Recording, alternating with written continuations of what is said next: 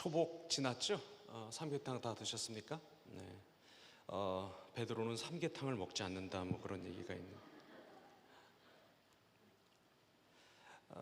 오늘 이 말씀을 보면 예수님이 재판을 받으시는 건지 베드로가 재판을 받는 건지 모를 정도로 사실 두 대의 카메라가 예수님은 조그맣게 찍고 있고 오히려 예수님 등 뒤를 찍고 있고 베드로를 우리에게 많이 포커스를 놓고 찍어서 보여주고 있는 모습을 봅니다.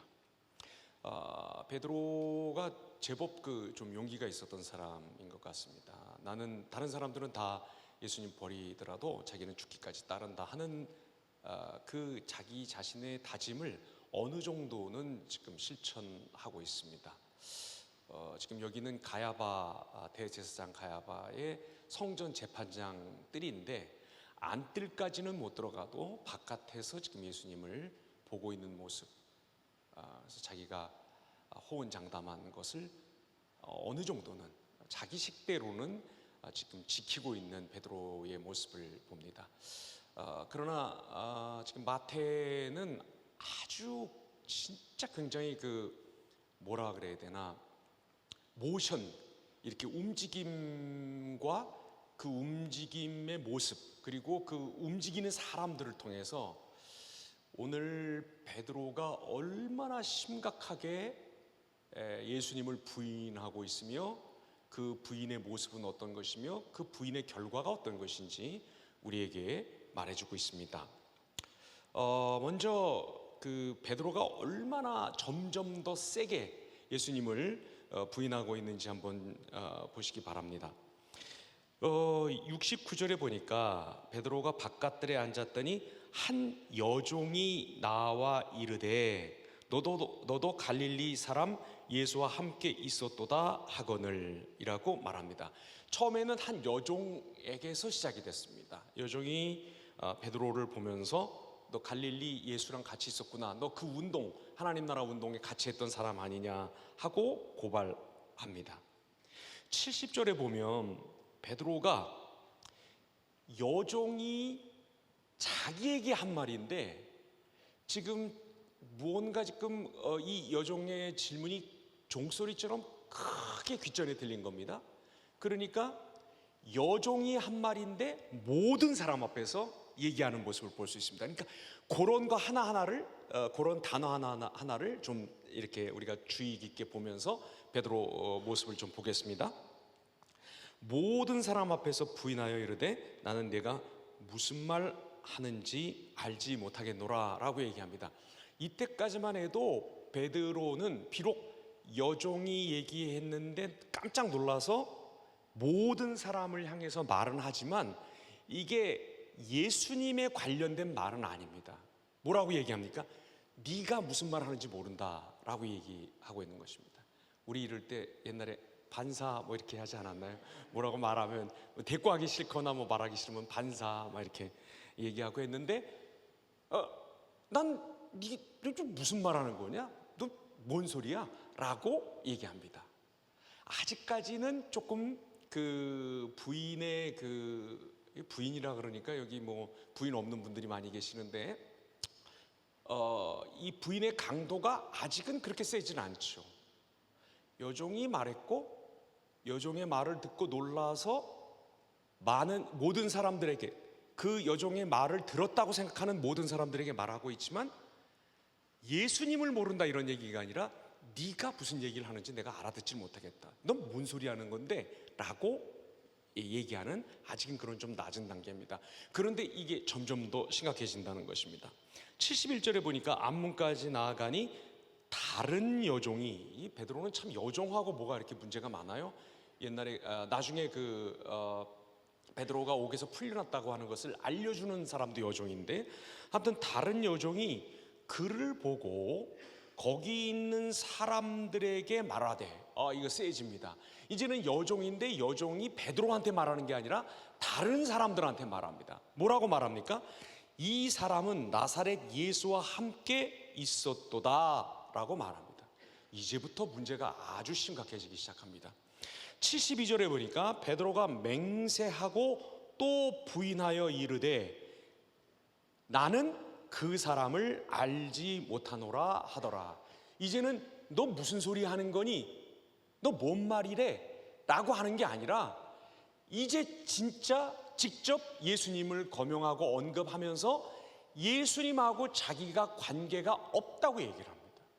근데 없다고 얘기하는 것, 물론 그 없다라고 하는 게 심각한 문제지만 없다라고 하는 자기 거짓말의 신빙성을 더하기 위해서, 말이 웃기다, 거짓말의 신빙성을 어떻게 더하는지 잘 모르겠지만 아무튼 자기 주장을 뒷받침하기 위해서 뭘 동원하냐 하면 맹세를 동원한다는 것입니다.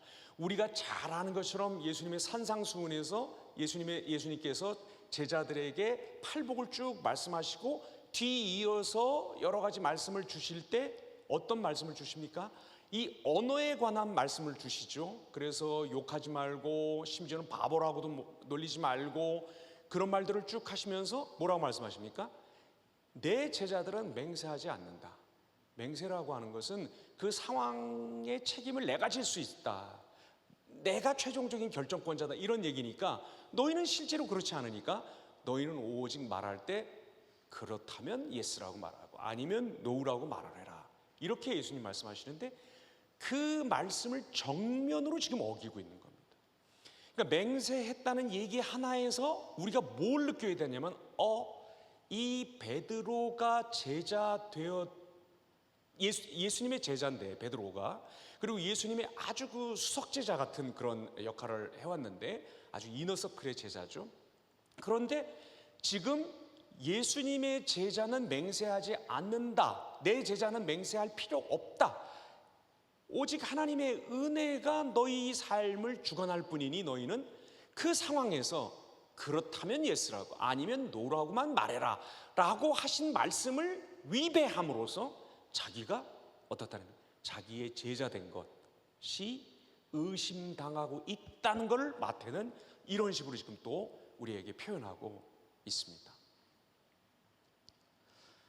73절에 보니까 조금 후에 곁에 섰던 사람들이, 여지껏은 여종이었습니다. 여종 하나가 나왔고 또 다른 여종이 나왔을 뿐인데 이제 73절에 보니까 조금 후에 곁에 섰던 사람들, 드디어 베드로에게 압박을 가하는 사람들의 숫자가 복수로 늘어나고 있습니다.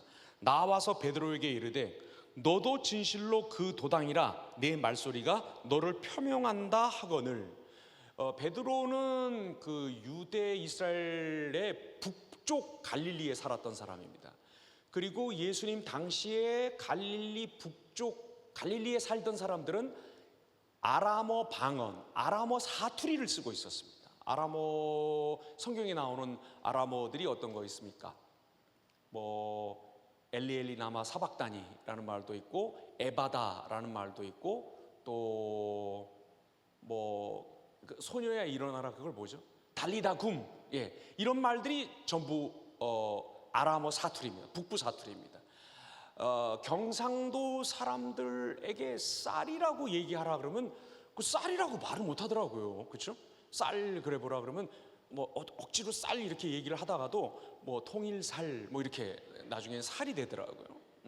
그런 것처럼 이 베드로가 쓴 북부 아람어 사투리 때문에 베드로가 이렇게 말을 길게 하면 길게 할수록, 맹세까지 동원해서 말을 하면 할수록 자꾸 뭐를 방증하는 거냐 하면 나는 갈릴리 사람 맞아요 라고 지금 얘기하는 것입니다. 그것도 다수의 사람들이 지금 베드로에게 그렇게 말하고 있습니다. 그러니까 74절에 뭐라고 말합니까? 자, 그가 저주하며 맹세하여 이르되, 앞에는 그냥 맹세했다는 거예요. 이건 죽어도 아니에요, 뭐 이런 식으로 얘기를 했는데, 이거 절대 아닙니다, 뭐 이런 식으로 얘기를 했는데 이제는 뭐라고 얘기하냐면 저주가 동원되고 있다는 거예요. 누구를 저주를 했을까? 굉장히 궁금한 거예요. 뭐 물어볼 수가 없으니 나중에 뭐 천국 가셔서 물어보시려면 물어보시고, 누구를 저주한 거냐고. 우리 이렇게 말할 수 있잖아요. 정말 내 요번에 진짜 뭐 이렇게 되면 내가 성을 간다 라든가, 내가 숙희 딸이다 라든가, 숙희 아들이다 라든가, 아니면 뭐 내가 무슨 뭐다 이렇게 얘기를 하잖아요. 그렇게 베드로가 내가 그 사람하고 관련이 있으면 내가 진짜 여기 나가다가 저주받는다 이렇게 얘기를 한 건지, 아니면 직접 그 저주의 대상을 예수님으로 놓고 내가 그런 잡종, 말종, 관종, 그 거짓 선지자를 내가 안단 말이요? 뭔 소리 하고 있어 지금? 이렇게 얘기한 건지. 여러분은 어느 쪽이었으면 더 속이 후련하시겠습니까? 어느 쪽이면 여러분이 예수님 앞으로 믿는데 더 유리하시겠습니까? 1번, 그냥 베드로가 내가 예수를 알면 내가 숙희 아들이다 이렇게 얘기했다. 2번, 예수님을 탁 찍어서 저주했다. 여러분 1번, 2번 중에 어느 쪽이라고 생각하십니까? 자, 1번 제가 그러면 1번이라고 생각하시면 손 드시고, 2번 그러면 한번 손 들어 보시라고. 이런 걸 하지 말아야 되는데 늘 여기 서면 좀 그런 식으로 흥분이 됩니다. 그렇게 하지는 않겠습니다. 근데 저는 어느 쪽이냐면 아마 예수님을 꼭 찍어서 얘기를 한 것 같아요. 그 거짓 선지자라든지 그 무엇이라든지 하면서 예수님을 저주한 것 같아요. 왜냐하면 여기 보니까 이게 에스컬레이터 타고 올라가는 것처럼 지금 뭐가 점점 심각해지고 있어요. 처음에 한 여종이 얘기할 때는 너 무슨 말 하니? 이렇게 얘기했다가, 두 번째 얘기했을 때는 맹세까지 했다가 자기가 모른다고, 이제 세 번째에는 많은 사람들이 물어보니까 저주를 하는데, 이 저주가 모르면 내가 알면 내가 뭐다, 이게 거짓말이면 뭐다 이렇게 했다기보다는 훨씬 더 맹세보다도 한 단계 높은 예수님을 저주하는 데까지 나가고 있지 않는가 하는 생각이 든다는 것입니다. 자, 이렇게 예수님을 부인하는 강도가 굉장히 세지고 있는데, 이 본문을 또 자세히 보면 한 번도 그렇게 보신 적이 없겠지만 그건 제가 아주 잘 알아요. 왜냐하면 나도 그랬거든. 이 본문을 자세히 보면 예수님을 더 세고 혹독한 말로 부인하는 정도가 아니라, 나 그분이랑 관계없습니다 이렇게 얘기하는 것뿐만 아니라 실제로 예수님으로부터 베드로의 거리가 아주 심각하게 점점 멀어지는 것을 우리가 볼 수 있습니다. 아까 말씀드렸죠?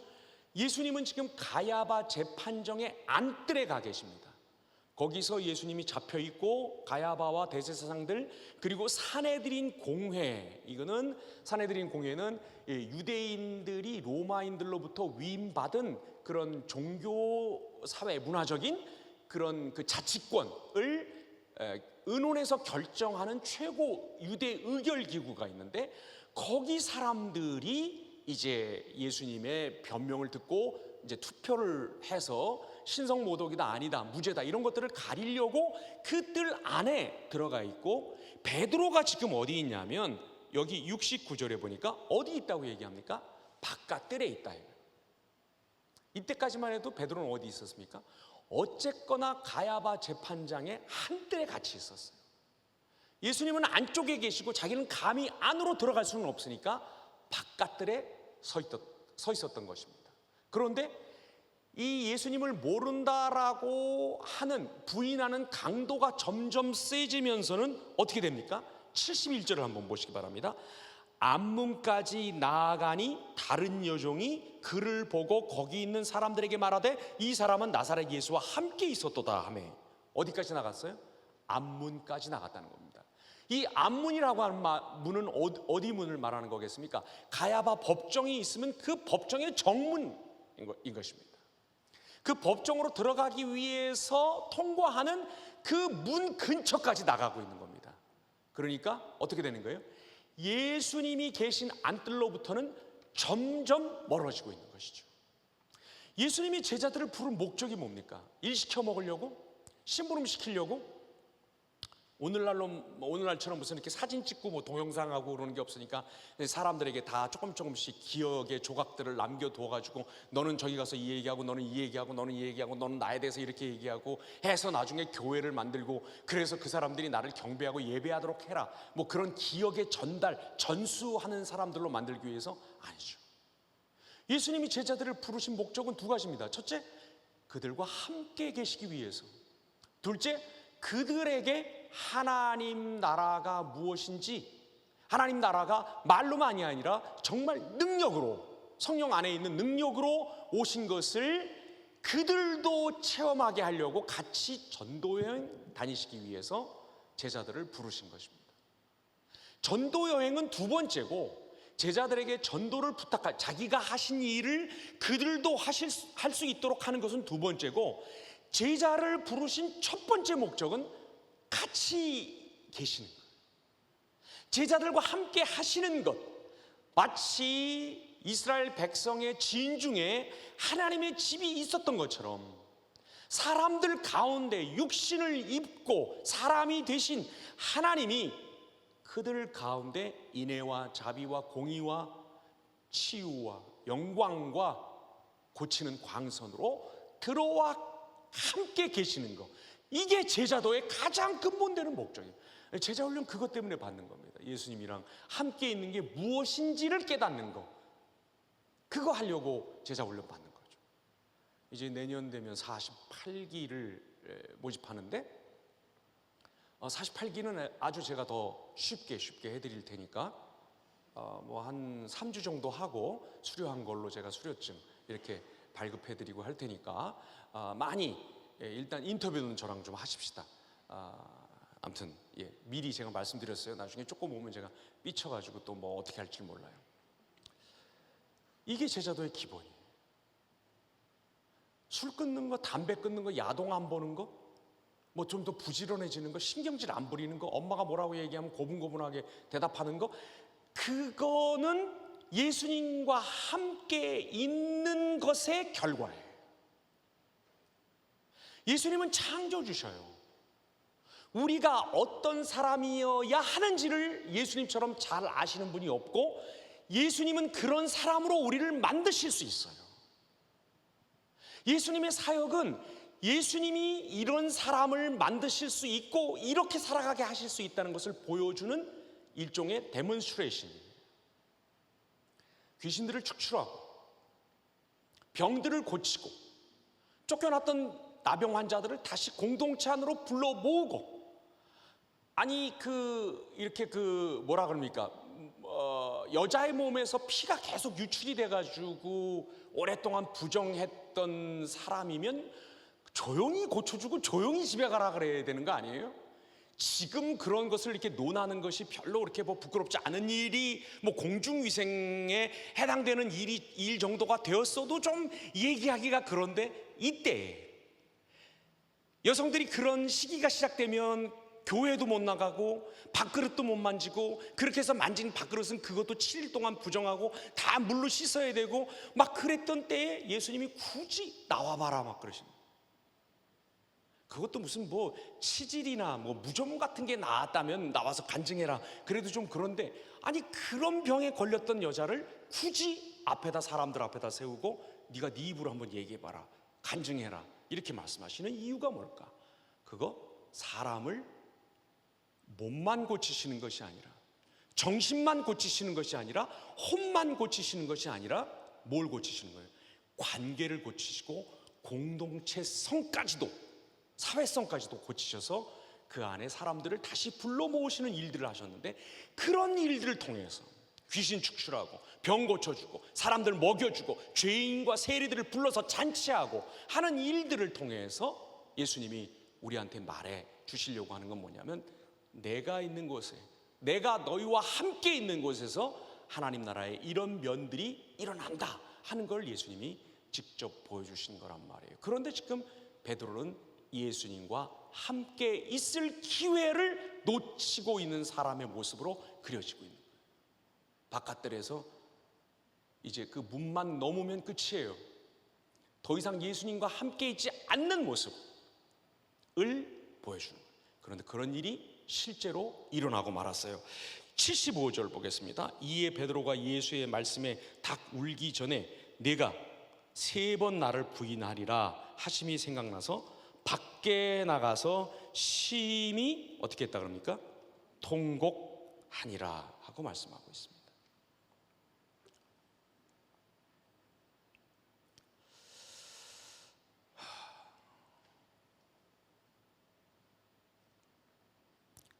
우리가 이런 말을 보면 베드로는 이렇게 그래도 회개해서 예수님이 기회를 주셨고 다시 수석 제자가 됐고, 유다는 회개하지 않아서 뭐 어떻게 됐다 이렇게 말하고 싶어 하는데, 사실은 여기 밖에 나가서 심히 통곡했다는 말에 통곡에다가 방점을 둘 게 아니라 밖으로 나갔다는 말을 굉장히 조심해서 신경 써서 봐야 됩니다. 그게 뭐냐? 말씀드린 것처럼 바깥들에서 정문 앞에서 서성거리다가 드디어 거기에조차 있을 수 없는 사람으로 예수님과 연을 끊고 예수님과 함께 하지 않겠다고 자기 결정으로, 어쩌다 실수한 게 아니라 자기 결정으로 그걸 선택하고 문 바깥으로 나가버리는 사람이 됐다는 것입니다. 예수님하고 거리가, 예수님하고 인연이 없어진 사람의 모습을 우리가 볼 수 있습니다. 부인의 결과, 세 번째, 조금 전에 말씀드린 것처럼 예수님은 함께 하시고 전도도 시키기 위해서 제자들을 부르셨습니다. 근데 뭐 예수님하고 함께 하기는커녕 예수님 부인하는 것, 맹세하고 부인하는 것으로도 모자라서 예수님을 저주합니다. 이 말은 무슨 말입니까? 완전히 디폴트 됐다, 완전히 그냥 리셋된 겁니다. 제가 며칠 전에 컴퓨터를 하나 사고 그 컴퓨터, 전에 쓰던 컴퓨터를 너무 빨리 그 초기화를 시켜버리는 바람에 그 안에 들어가 있던 아주 중요한 파일 하나를 하루 종일 앉아가지고 엉덩이에 땀띠가 나게 작업한 그 문서를 날려버렸어요. 누구를 원망할까? 아내를 원망할까? 딸을 원망할까? 수키를 원망할까? 생각하다가 너무 허탈한 웃음이 나와서 그냥 웃어버렸는데, 처음에 웃고 그 다음에 빨리 이렇게 원망 모드로 돌아섰어야 되는데 그 타이밍을 놓쳐가지고 그냥 계속 웃고 말았어요. 왜 웃냐고 묻더라고요. 그래서 세상에 어떤 세상사를 다 어떻게 이렇게 다 설명하고 살겠냐고, 그냥 웃음이 허탈하게 나와서 웃을 뿐이라고 그렇게 얘기했는데, 지금 베드로가 어떤 상태냐? 리셋 상태, 디폴트, 공장 초기화된 겁니다. 아무 상관없는 사람 됐어요. 이거를 이렇게 쉽게 생각하지 마세요. 베드로인데, 그래도 예수님 수제자인데, 성경인데 어떻게? 아니요, 지금 성경이 우리에게 하는 얘기가 그겁니다. 상관없는 사람 됐다고. 예수님 부르시기 전에 그 사람 됐다고. 말씀드린 것처럼 맹세하지 않는다고 했는데 베드로는 맹세했습니다.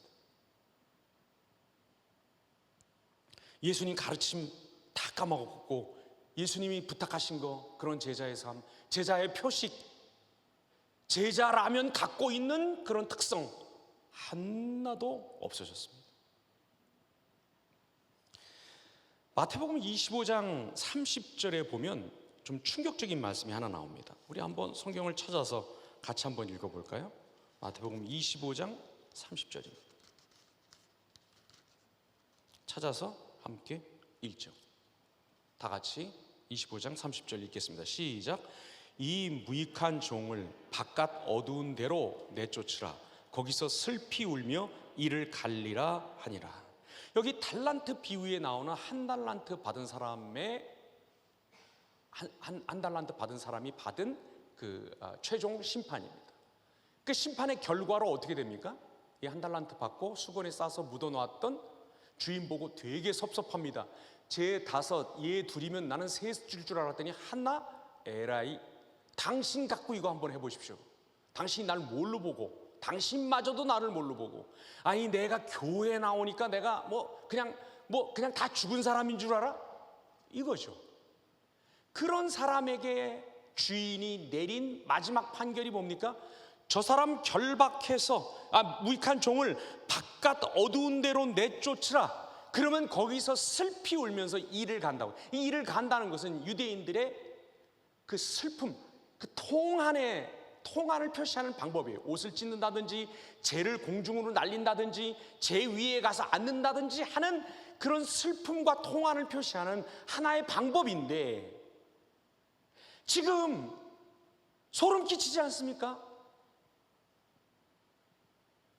바깥 어두운데 지금 누가 있습니까? 베드로가 바깥 어두운 데 있는 거예요. 그리고 베드로가 어떻게 하고 있습니까? 바깥 어두운 데서 슬피 울고 있는 것입니다. 통곡하고 있는 거예요. 이거를 자꾸 회개했다 그러지 마세요. 베드로가 회개하느라고 그랬다. 아니, 그럼 목을 매달 정도로 그 통안이 차올라서, 후회가 차올라서 목을 매단 사람은 그건 뭐가 되는 겁니까? 그건 자살한 거니까 안 된 거고, 이건 눈물 흘린 거니까 역시 예수님 제자가 되는 겁니까? 아닙니다. 자꾸 그렇게 사람에 대해서 답을 찾으려고 해서는 안 돼요. 베드로 그냥 끝난 거예요. 없어요. 아무것도 없어요. 더 이상 이 사람 찾지 마세요. 이 사람 그 제자 아닙니다. 이 사람 완전한 판결을 받았어요. 이 사람은 제자 아니라고 스스로 그걸 선택했을 뿐더러 그 판결을 받았습니다. 바깥 어두운 데서 울고 있습니다. 슬퍼하고 있습니다. 통안이 여기고 있습니다. 내가 왜 그랬을까 껄껄껄껄껄 하면서 지금 한탄하고 있는 그 쫓겨난 종의 모습, 무익한 자의 모습, 아무 쓸데없는 자의 모습, 3년 동안이나 예수님과 함께 다니면서 하나님 나라의 권능을 보았지만, 메시아라면 최소한 이 정도 되지 라고 생각한, 자기가 규정한 메시아 모습, 자기가 생각한 주님의 모습, 말은 주님이라고 하지만 결국 예수님을 종놈처럼 부리는, 예수님을 종의 수준으로 묶어놓는 요 메시아 관, 요 하나님에 관한 생각, 요 예수님에 관한 구세주의 구원에 관한 생각, 여기에 딱 묶여서 최소한 최소한이 아니지, 예수님과는 정말 끔찍하게도 아무 상관이 없는 사람으로 자기 3년간의 제자도를 끝장낸 겁니다. 끝난 겁니다. 무거운 안막이 내려가고 육중한 문이 탕 닫히고, 우리 요즘 인터넷 같은 걸로 마감할 때 보면 이렇게 초가 착각 넘어가면서 그 화면이 착 하고 사라져 없어지면서 끝났습니다 라는 큰 글자가 주먹만한 것이 시꺼멓게 떠오르는, 여길로 끝 하고 초침과 초시계가 다 사라져버린 그 단계까지 갔다는 것입니다. 이걸 절대로 로맨틱하게 만들지 마세요. 울었다는 데에 속지 마세요. 말씀은 이제 맺으려고 합니다. 같은 마태복음 10장 33절도 우리 같이 한번 찾아보겠습니다. 10장 33절 말씀.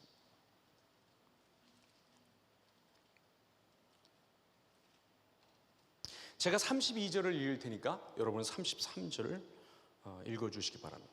누구든지 사람 앞에서 나를 시인하면 나도 하늘에 계신 내 아버지 앞에서 그를 시인할 것이요. 33절 시작.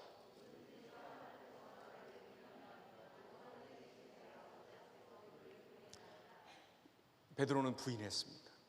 맹세하고 저주하고 바깥 어두움에 쫓겨나고 거기서 슬피 울었습니다. 예수님은 사람들 앞에서 자기를 부인한 베드로를 하늘의 아버지 하나님 앞에서 함께 부인하셨을까요? 어떻습니까? 부인하셨을까요? 부인 안 하셨습니다. 부인 안 하신 이야기가 다음 주에 펼쳐집니다. 다음 주에도 주에서 여기 계신 분들은 꼭 나오셔서 손바닥에 참 잘했어요 도장 하나씩 다 받아가시기 바랍니다. 예수님이 말씀하셨습니다. 누구든 말로 인자를 거스리는 자는 사함을 받으려니와 성령을 회방하는 자는 용서함을 받지 못할 것이다. 오히려 예수님은 자기를 거슬려서 말한, 저주하고 부인한 베드로를 용서하시기로 했습니다. 그가 큰 시험에 빠져서 믿음이 완전히 두동강 나버리고 디폴트 국가 부도가 나버렸지만, 그에게 다시 믿음을 채워주시기로 하고 그를 회복시키기로 하고 그를 세우시기로 했습니다. 여러분, 오늘 이 말씀 보면서 혹시 교회에 몸은 나와 있지만 왜 이런 거?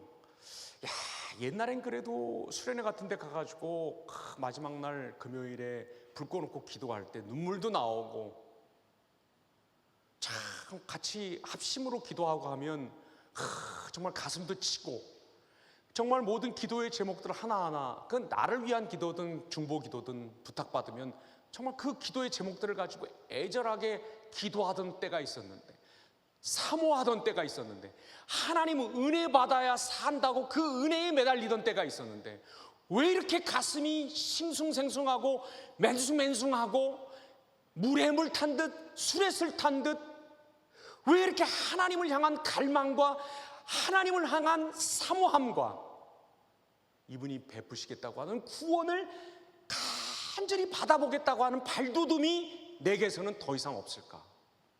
혹시 그런 분들 계십니까? 나 버림받은 거 아닌가? 나 그냥 이렇게 좋은 게 좋은 거고 다른 게 아니라 그저 오늘 하루 아무 일 없도록, 아니 아무 일이 있어도 오늘 하루만 어떻게 해서든지 넘기고 감당하면 내일이 또 올 거야, 이렇게 살아가는 사람이 되어버리고 말았나? 나를 불러서 함께 하시고 예수님의 삶에, 예수님의 하시는 사역에 나를 동참시키려고 제자로 부르셨는데, 나는 바깥 뜰에, 나는 앞문에, 그리고 나는 그 바깥 어두운 데로 나가서 예수님하고 상관없는, 처음에는 여종의 말을 못 알아듣는 척하다가 사람들 앞에서 맹세하고 그 다음에는 예수님을 저주하는 데까지 나간 그런 사람이 아닌가. 그런 식으로 예수님을 부인하고 예수님과의 관계를 바르게 정립하지 못하고, 사실은 베드로는 한 번만 부인했지만 나는 이 살아오는 순간순간에, 매 순간에 예수님을 부인하고 있지는 않은가. 그러면서도 바깥에 나가서 울 수조차 없는, 이렇게 쫙쫙 가뭄에 갈라진 거북이 등과 같은 그 밭대기 모양, 그 바닥이 드러난 저수지 같은 모양으로 썩은 냄새 진동하면서 있는 사람 아닌가. 그런 생각을 혹시 하시지 않습니까? 저는 가끔 합니다. 야, 내가 이러고도 목사가 아니라, 야, 내가 이러고도 그리스도인이냐, 내가 이러고도 신앙, 와, 전 그렇게 생각할 때가 많이 있습니다. 이게 제가 저를 위한 이야기이기도 한데, 여러분 아직 여러분의 이야기 책의 마지막 페이지를 끝이라고 적지 마시기 바랍니다.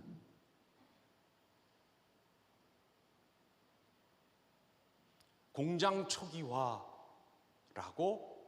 아직 하지 마시기 바랍니다. 왜? 놀라운 회복을 가지고 새벽 바닷가에 다가오시는 예수님이 우리를 다음 주에 만나러 오시기 때문입니다. 벌써 이 베드로 말씀 전한 지 4번이 됐는데,